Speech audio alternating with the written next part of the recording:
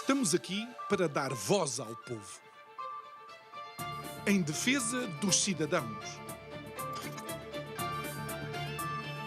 pela dignidade humana.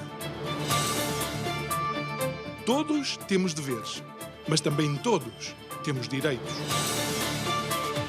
Será que existe justiça? Isto é o povo a falar.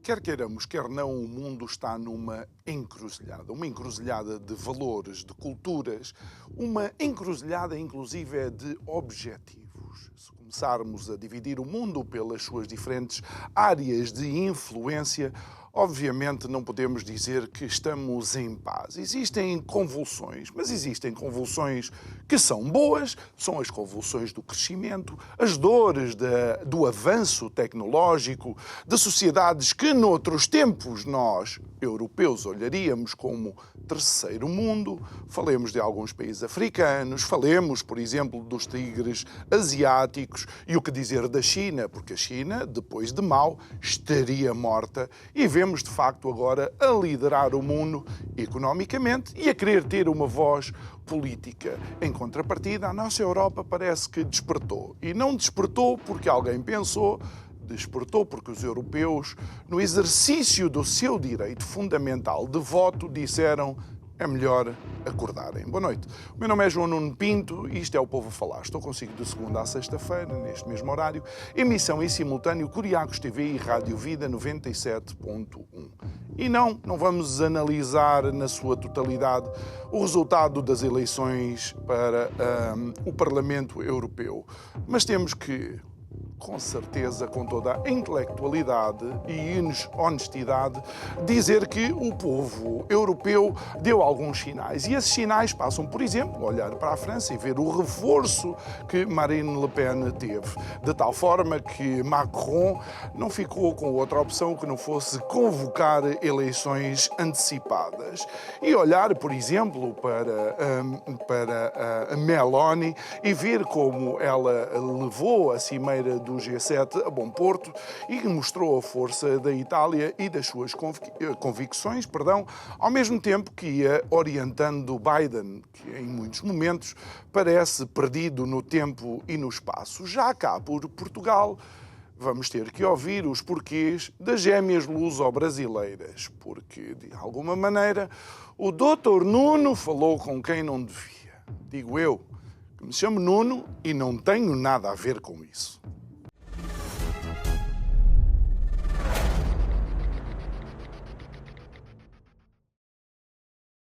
E para abordar alguns destes temas, o nosso convidado de hoje é já também um amigo da casa, Rafael Pinto Borges. Olá, boa noite. Boa noite. É sempre com muito gosto que te recebemos aqui.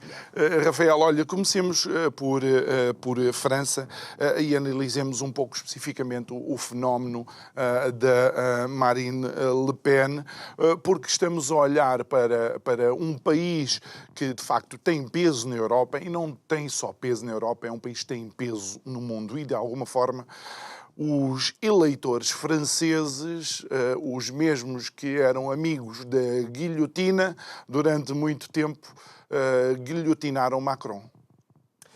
Bom, assim foi e assim não podia deixar de ser, quando sabemos e podemos ver que a França é um país em queda, livre, é um país em decadência profunda.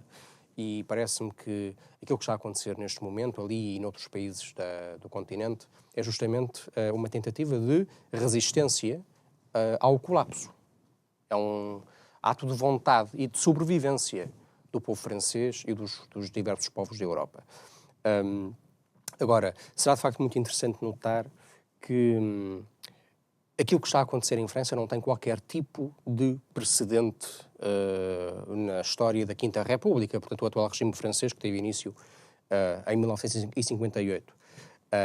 Nós estamos pela primeira vez na iminência, na proximidade de um tsunami político capaz de produzir consequências estruturais na vida política francesa.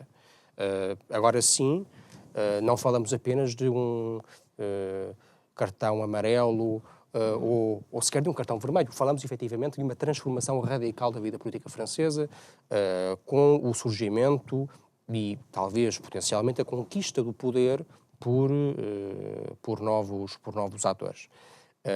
E, francamente, eu espero que isso venha a acontecer, com toda a certeza.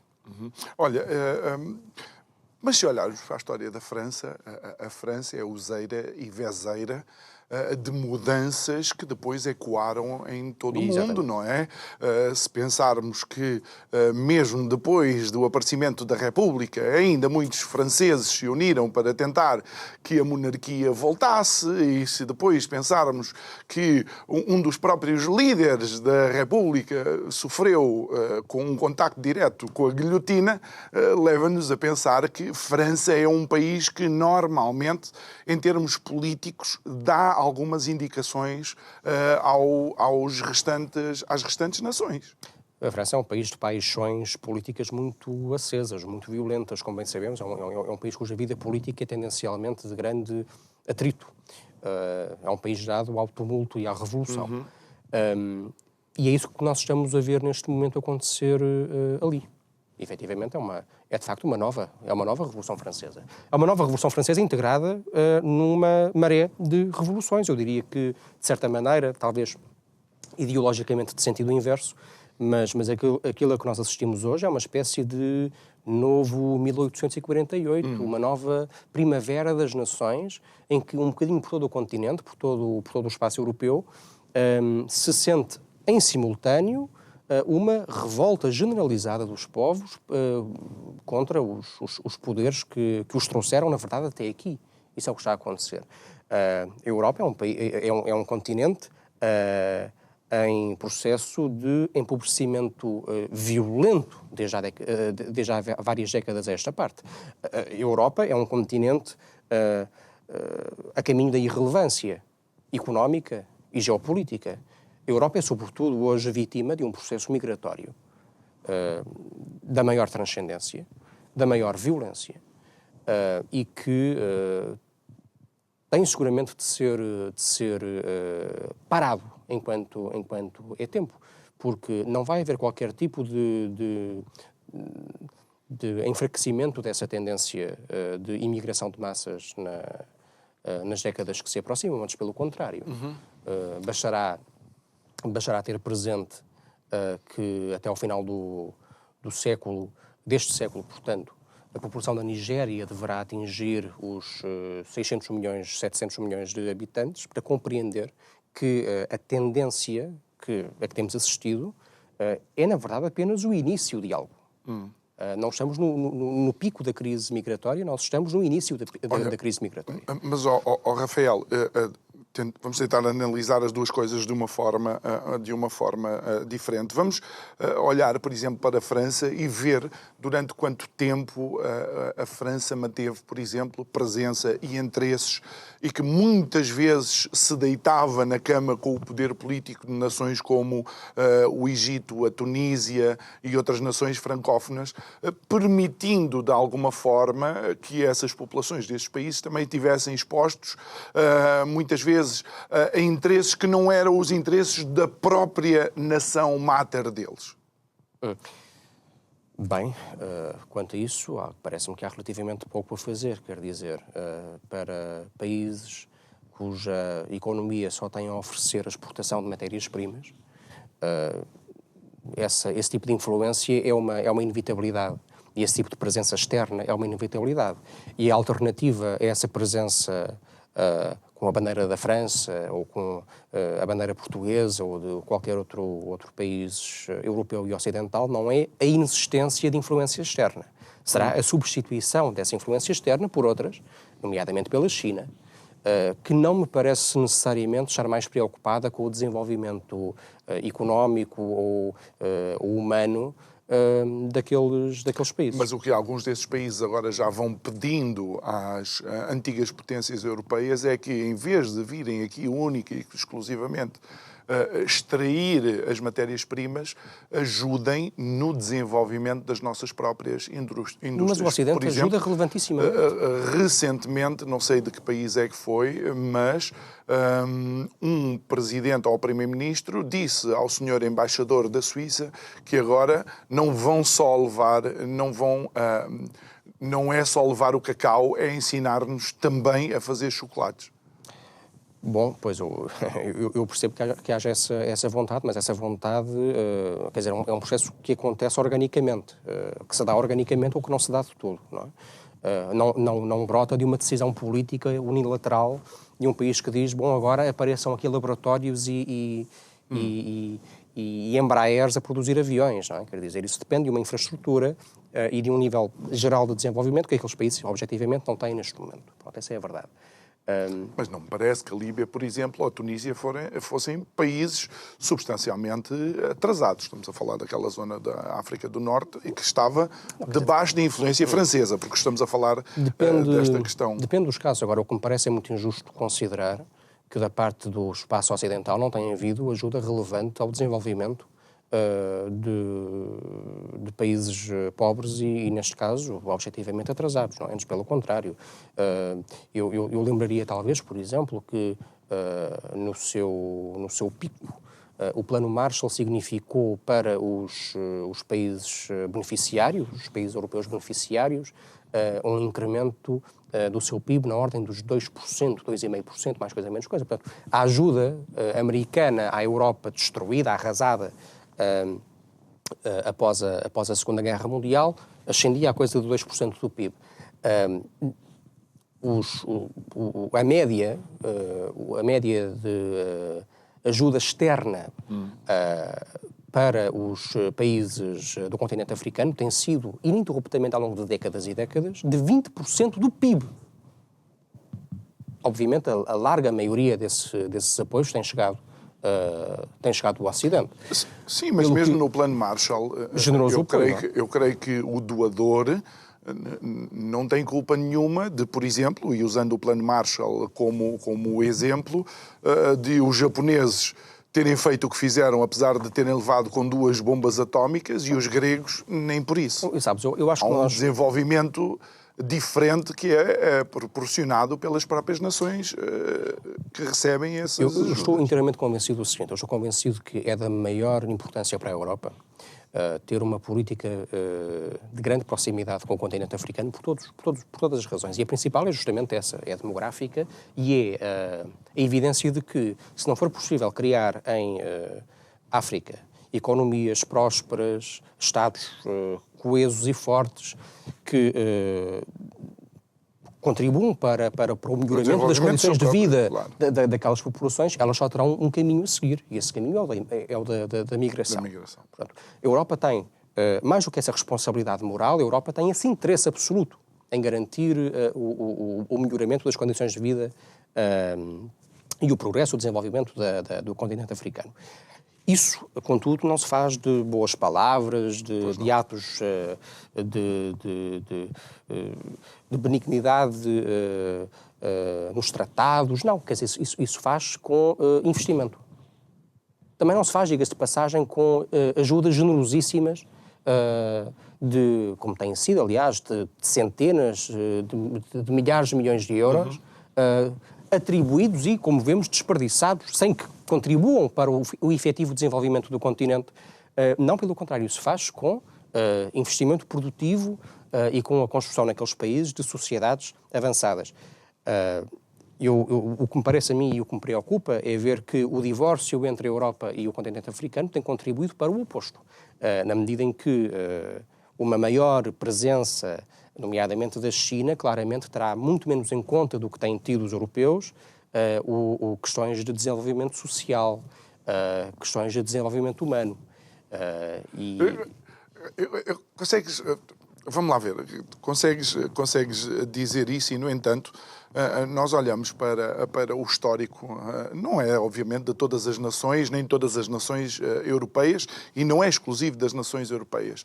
E aquilo que vimos foi, de facto, uma presença fortemente extrativa, onde Portugal nem sequer chega aos calcanhares dos grandes extratores. Depois, se olharmos, por exemplo, para a década de 80, ou se olharmos para os anos 70 e 80, vemos inclusive ações por parte da CIA, por exemplo, para tentar minar governos, para trazer esses governos para a esfera ocidental. Porquê que Mas uns as economias podem... africanas continuam a ser de natureza fundamentalmente extrativa. Tudo aquilo é setor primário. E para onde é que vai agora essa riqueza importantíssima extraída dos solos africanos? Vai para as contas bancárias da Frelimo não é? Vai para financiar agradáveis estadias no Dubai, iates no Mediterrâneo, para as elites políticas desses países. Eu acho que eu coloco francamente a questão. Alguém duvida de que Portugal em África teve uma presença incomparavelmente mais dada ao progresso material, à construção, ao avanço civilizacional do que este regime moçambicano que hoje vemos? Que é um país que conduziu Moçambique à posição de um dos países mais pobres do mundo? Eu acho que está além sequer do debate racional e razoável, não é? Todos sabemos que... Mas não estás a falar do mesmo Portugal. Essa é que é a questão. Pois, mas está bem, pois, mas entretanto... Não é este Portugal. Mas Portugal já não é potência administradora em Moçambique, não é? Portanto, agora há um governo moçambicano que tem essas responsabilidades. E será que as têm exercido? Efetivamente, não. Sim, será que o governo do Congo as tem exercido? Efetivamente, não. Certamente o governo de Kinshasa, por exemplo, não pode hoje exigir que seja a Bélgica a construir universidades e escolas no país, não é? E achas que, de facto, esta foi um dos fatores que leva a Marine Le Pen a vencer? A imigração. Sim, definitivamente.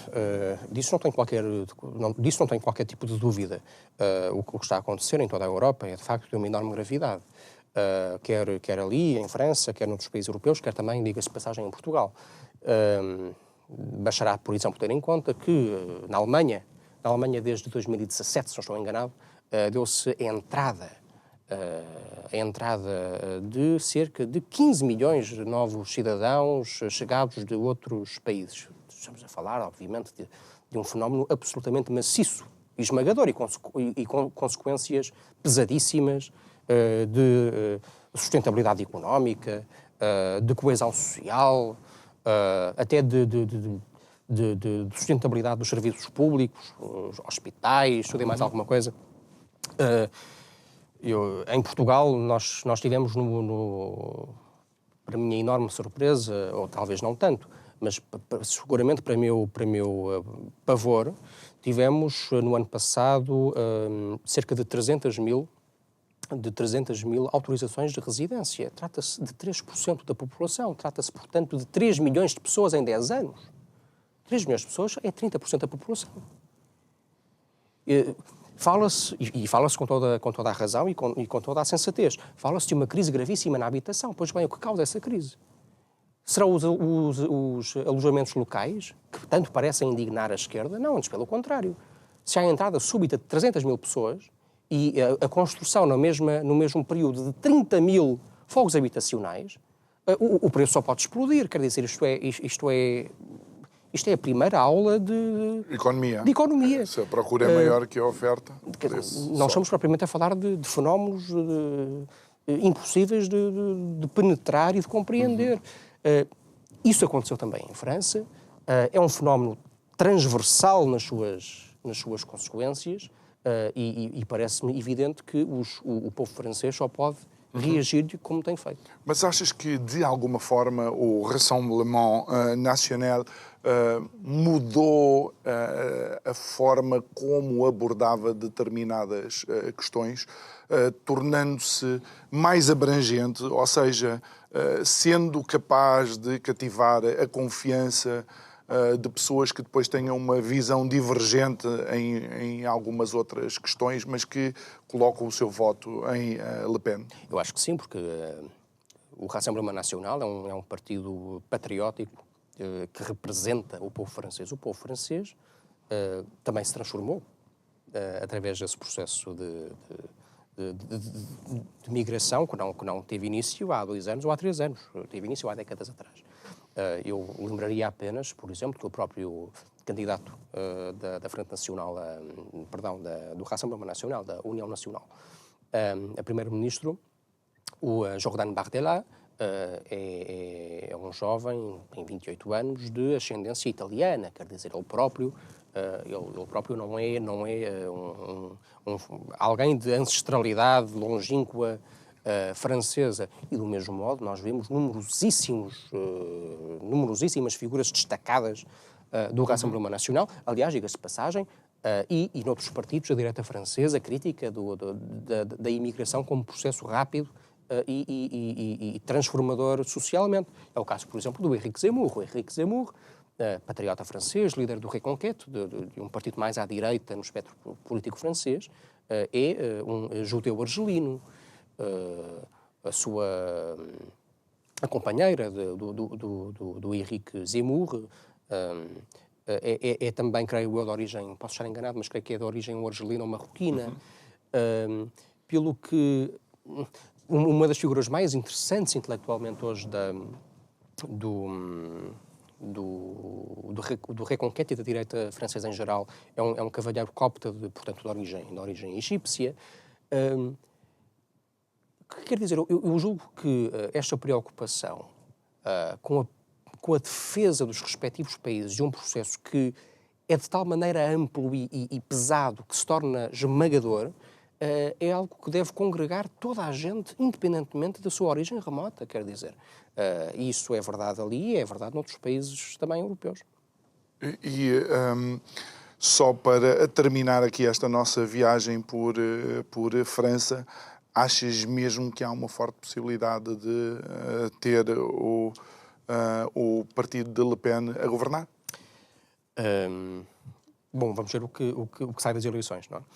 Vamos ver o que sai das eleições, tudo está em aberto e em França particularmente. É um jogo que vai continuar tenso e entusiasmante e cativante até ao último segundo.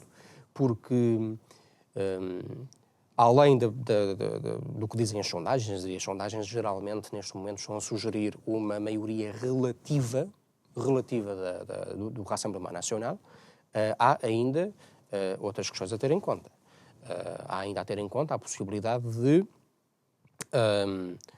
o Presidente da República, Emmanuel Macron, contar com uma maioria apenas relativa do Rassemblement Nacional que lhe permita sabotar efetivamente as possibilidades da líder do partido, da Marine Le Pen, para 2027.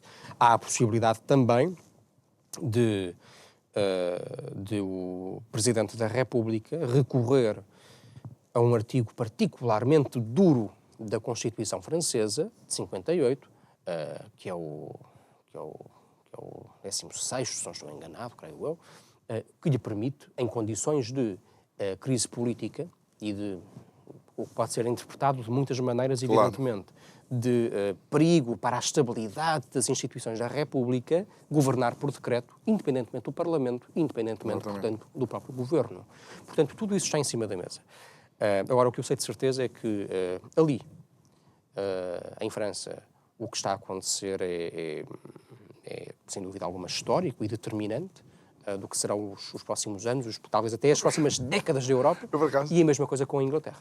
Eu por acaso, e já vamos mencionar a Inglaterra, porque entretanto vamos falar com outro país, ou de outro país anglo-saxónico, por assim dizer, mas o interessante da França é que até Maximilien Robespierre, que liderou a Revolução... Não teve um fim fantástico. Não teve um fim fantástico e teve uma conversa com a Madame La Guillotine.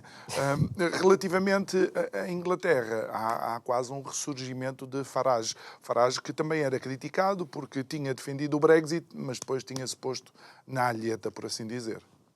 Coitado, ele não tinha responsabilidades governativas, portanto ele não podia implementar o Brexit. Certo. Mas não obstante manteve-se na primeira linha da vida política inglesa, através de um partido que criou, o Brexit Party, e que aliás é a origem agora do novo partido que voltou a liderar, o Reform Party. O que está a acontecer é novamente estrondoso. Essa é a verdade. Nós estamos, talvez, na proximidade, estamos na antecâmara de uma radical transformação do sistema partidário inglês, com a aniquilação do Partido Conservador, que, de acordo com grande parte das sondagens atuais, está já atrás do Reform Party, do Farage, e, portanto, desse ponto de vista, o aparecimento, o surgimento de um novo líder da oposição, de uma nova força à direita, que talvez venha a encabeçar a oposição ao governo trabalhista que aí vem. Eu devo dizer que a esse respeito tenho algumas, não são dúvidas, mas fico um pouco dividido, talvez, não é? Sinto-me com uma posição talvez um pouco ambivalente, na medida em que eu sou seguramente um grande admirador do Nigel Farage, gosto muitíssimo dele, sempre gostei, aliás, é uma das minhas referências políticas desde miúdo, e desde que me interesso por matéria política, mas em simultâneo, e portanto, esperando evidentemente que ele tenha um ótimo resultado, em simultâneo também fico de coração partido ao ver o desaparecimento, talvez a destruição, a implosão do Partido Conservador, que é talvez é o partido político de maior sucesso da história. Essa é a verdade, é um partido com séculos de existência. E que será doloroso ver desaparecer, porque o Partido Conservador é realmente uma instituição. Não é como estas coisas que nós temos em Portugal, que aparecem um dia e desaparecem no outro e que nunca representaram ninguém, que no fundo se resumem a umas setas para cima e umas setas para baixo, uns símbolos, uns logotipos de mau gosto. Ali, no caso inglês, nós temos efetivamente partidos a sério, e o Partido Conservador é um partido a sério. Com o desaparecimento do Conservador, desaparece, olha, talvez, não digo o legado, mas com ele vai Margaret Thatcher e aquilo que foram anos em que, de facto... Eu estou muito longe de ser um Thatcherista, antes pelo contrário, pelo que não me incomoda particularmente o desaparecimento desse legado, mas fico muito triste com o desaparecimento de uma tradição política, é disso que falamos, não é? Que em larga medida me parece muito saudável e muito bonita.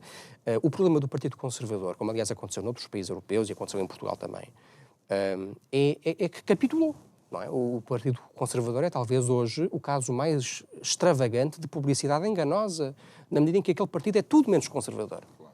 Antes, pelo contrário, a chegada do tema dos direitos trans deu-se através do Partido Conservador, a imigração de massas deu-se através do Partido Conservador, o casamento entre pessoas do mesmo sexo deu-se através do Partido Conservador. Portanto, aquele partido é efetivamente um partido anticonservador. E agora sofre um bocadinho as consequências das repetidas traições que foi aplicando ao seu doutor. Quem teima em não desaparecer, mas que aparentemente muitas vezes anda perdido, é Joe Biden. Há quem questione as capacidades cognitivas do atual presidente dos Estados Unidos. Nós estamos a falar daquela pessoa que assina em entrega de largas centenas de milhões ou de milhares de milhões de dólares para o esforço de guerra na Europa, e estamos também a assistir a uma tentativa da Casa Branca de impedir que a comunicação social e as redes sociais mostrem os momentos zen de Joe Biden. Como é que tu lês isso e à luz daquilo que vai acontecer em novembro com as eleições para a Casa Branca? Bem, quer dizer, eu acho que a questão é um bocadinho ao contrário, não é? Não é propriamente há quem coloque em causa as capacidades cognitivas de Joe Biden. Eu acho que, por esta altura, não é razoável que alguém não coloque em causa. Quer dizer, parece-me totalmente evidente que o senhor, quer dizer, lembro-me um bocadinho aquele sketch do Monty Python, não sei se conheces, do papagaio morto. Não é? Exatamente. Claramente o homem cerebralmente já não funciona, quer dizer, it's a dead parrot. O homem o John Cleese a pegar no papagaio, o John Cleese a bater na mesa, exatamente, a bater com ela na mesa. Está morto. E o vendedor não, está só a descansar, daqui a bocado acorda. Precisamente, quer dizer, e toda a gente vê por esta altura que aquela criatura, coitado, não é? alguma estima humana, talvez, apesar de tudo. Mas toda a gente consegue compreender que o senhor não está capaz, manifestamente, de cumprir as suas funções constitucionais. Praticamente faz o nosso próprio Presidente da República parecer um jovem de 20 anos, não é? Pois, isso em si mesmo já é... O que é preocupante, diria eu. Não sabes o que me... Várias coisas aqui me preocupam. Primeiro, surpreende-me, choca-me, que perante semelhante candidato, com semelhante legado enquanto Presidente, ainda possamos estar perante sondagens que sugerem um quase empate entre Joe Biden e Trump. Uma coisa perfeitamente inacreditável. As pessoas perderam a razão, claramente, não é? Parecem ter mergulhado na mais profunda, numa fossa das Marianas de loucura, quando consideram que aquele pobre homem, que não consegue efetivamente terminar uma frase com sentido, que não consegue caminhar sozinho, que deixa por todo o lado onde vai um rastro de destruição reputacional, não é, de ridículo aos Estados Unidos, possa estar capaz de um segundo mandato. Usar e ter ao seu lado a nuclear football, não é? A mala para o uso de armas do maior, ou do segundo maior, o maior é o da Rússia, do segundo maior arsenal nuclear do mundo. Isso é preocupante. Segundo motivo de preocupação. Meu Deus, mal seria se aquilo pudesse vencer. Mal seria se aquilo pudesse manter-se à cabeça de uma superpotência. Neste momento da história, que é tremendamente grave, tremendamente instável, enorme nas consequências potenciais, se essa superpotência pudesse estar nas mãos de um homem que não está capaz de gerir nem uma sapataria, não é? Como toda a gente é capaz de ver. Nós precisamos urgentemente de alguém capaz na Casa Branca. Porque eu não iria, talvez, ao ponto de argumentar que vivemos hoje uma nova crise de julho. Mas a verdade é que não estamos, talvez, muito longe disso. Nós podemos, efetivamente, estar na antecâmara de uma conflagração aberta mundial. Os pontos de fricção e de tensão vão se multiplicando. Temos um na Ucrânia com a Rússia, temos outro no Levante entre Israel, o Hezbollah, o Hamas, o próprio Irão. Temos as duas Coreias, agora, aliás, numa guerra caricata, peculiar de balões propaganda, de luxo, de lixo e de estrume, aparentemente. Vemos ainda as tensões cada vez mais preocupantes no Estreito da Formosa, entre a China e novamente os Estados Unidos e a própria Formosa. Em África, a zona do Sahel, em África, sim, o Sahel vemos também. Exatamente, quer dizer, vemos um dominó imparável de golpes de Estado anti-ocidentais no Sahel. A situação é gravíssima. E perante as complexidades deste momento histórico, nós podemos dar-nos a todos os luxos, exceto a ter na Casa Branca alguém como Joe Biden. Olha, ainda nesse sentido, há quem diga que, de alguma forma, o Partido Democrata tem preparado o deixar cair Joe Biden e colocar ou Kamala Harris ou Hillary Clinton como eventuais candidatos nas primárias do partido. Bem, seria também preocupante, não é? Na medida em que eu julgo que o único ser humano que garantiria uma prestação ainda mais descerebrada do que Joe Biden seria justamente a Kamala Harris, não é? Eu acho que ela teria a capacidade de fazer ainda pior trabalho, ainda mais confrangedor na absoluta estupidez de tudo o que Ela efetivamente não fala sequer, não é? Balbucia, umas palermices, umas coisas incompreensíveis.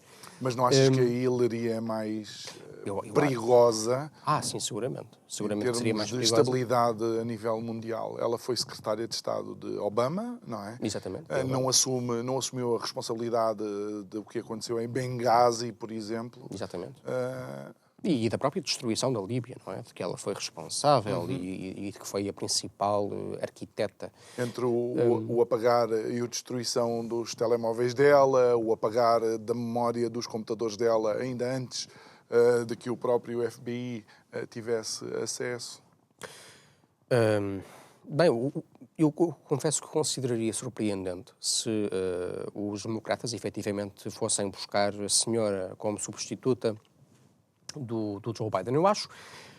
Eu acho que os democratas, a DNC, não é? Portanto, o Democratic National Committee, a liderança do Partido Democrata, tomará uma decisão quanto ao seu candidato, uma decisão definitiva quanto ao seu candidato, dependendo do que venha agora a acontecer nas próximas semanas, no debate, no primeiro debate entre Trump e Biden. Se a coisa correr realmente muito mal a Biden, como aliás parece provável, não é? Perante o que toda a gente pode ver e ouvir do pobre homem, eu julgo que eles pensarão efetivamente em trocá-lo, metê-lo a um canto e ir buscar outro candidato alternativo.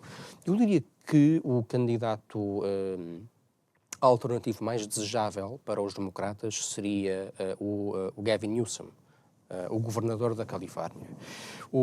Há alguns sinais que sugerem que o partido, que a facção pró-Newsom no Partido Democrata é forte.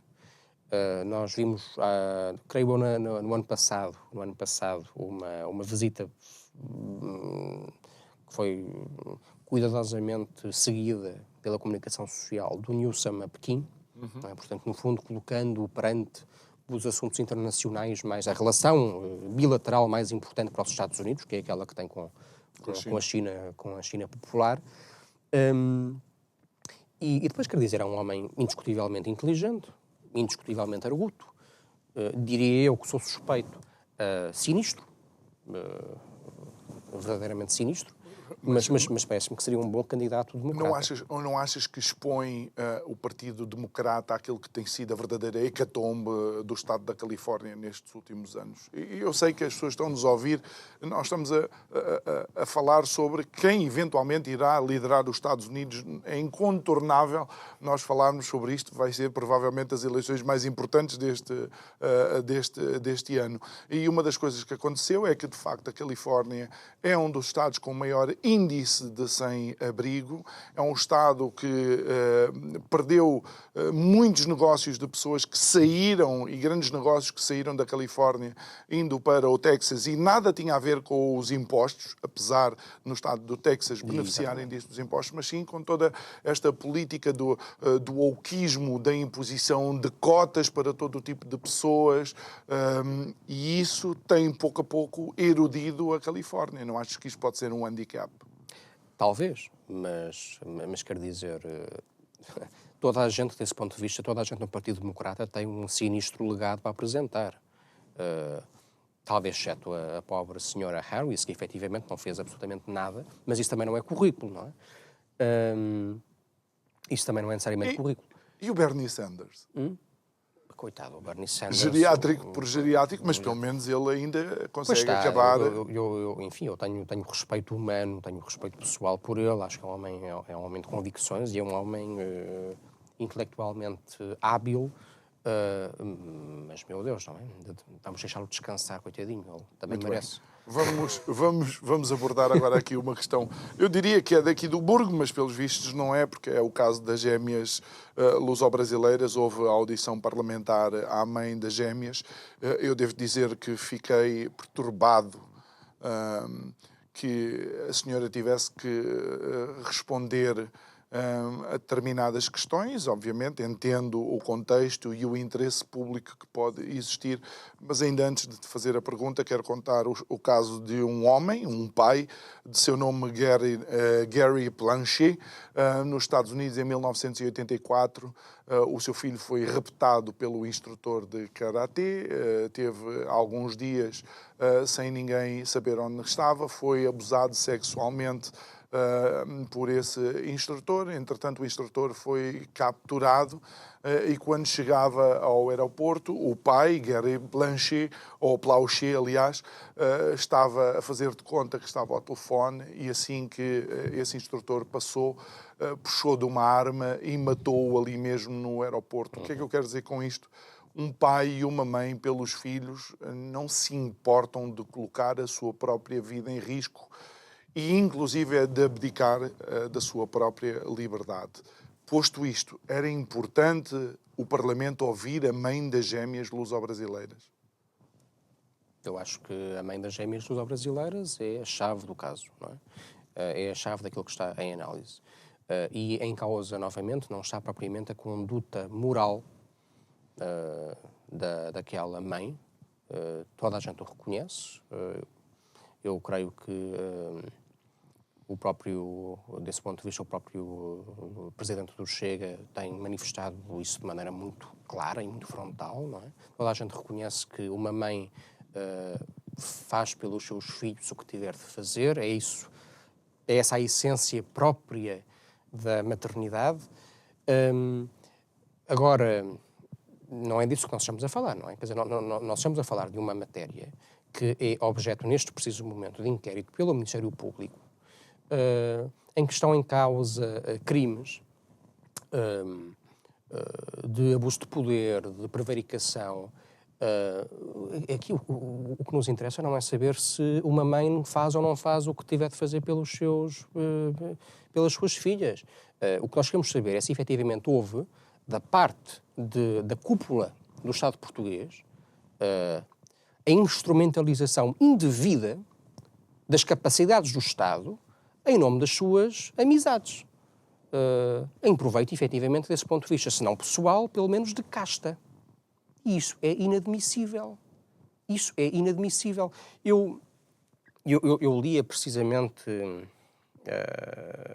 creio que hoje ou ontem, li um texto que me surpreendia e em que no público, em reação precisamente à audição da mãe das duas gêmeas, e em que se dizia qualquer coisa como a punição para a conduta realmente reprovável do filho do Presidente da República, do Nuno Rebelo de Sousa, já foi apresentada, já foi realizada, e essa punição é o corte de relações com o pai, como se nós estivéssemos aqui a falar de uma matéria pessoal e familiar.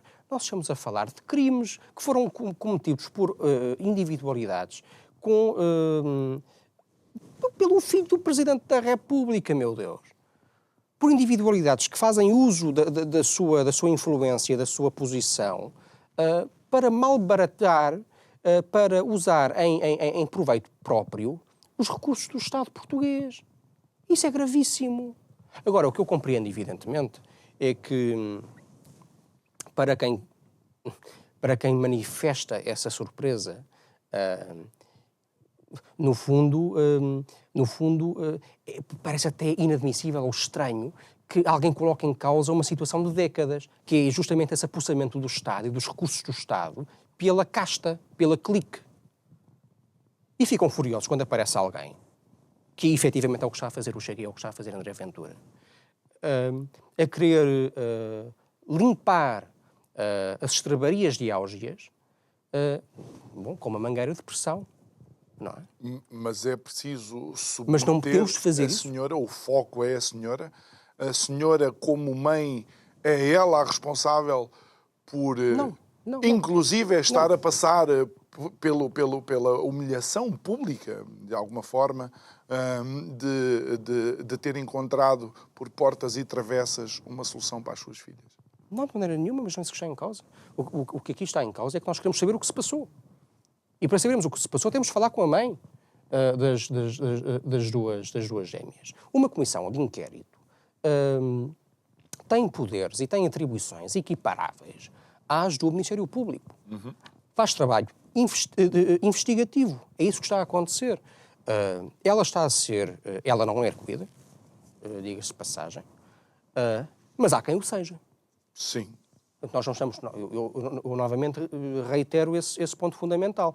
Nós não estamos na província, no reino da opinião, do fez bem ou fez mal. Nós estamos a lidar com crimes, com a suspeita de crimes. Nós temos 3 pessoas que são, neste momento, arguidas. O filho do Presidente da República, Nuno Rebelo de Sousa, António Lacerda Salles, e o ex-diretor clínico do Hospital Santa Maria. E as suas responsabilidades, quer políticas, quer criminais, têm de ser averiguadas. Porque o povo português seguramente não considera, independentemente de todas as outras questões pessoais, familiares, de deveres maternais, o povo português seguramente não considera que seja lícito que responsáveis públicos da maior relevância usem a seu belo gosto os recursos do Estado porque alguém, de alguma maneira, lhes tem acesso facilitado, porque alguém é seu amigo. E é disso que nós estamos a falar. Eu entendo, Rafael, mas quando mencionas, por exemplo, o povo português, é porque precisamente essas pessoas são do povo português.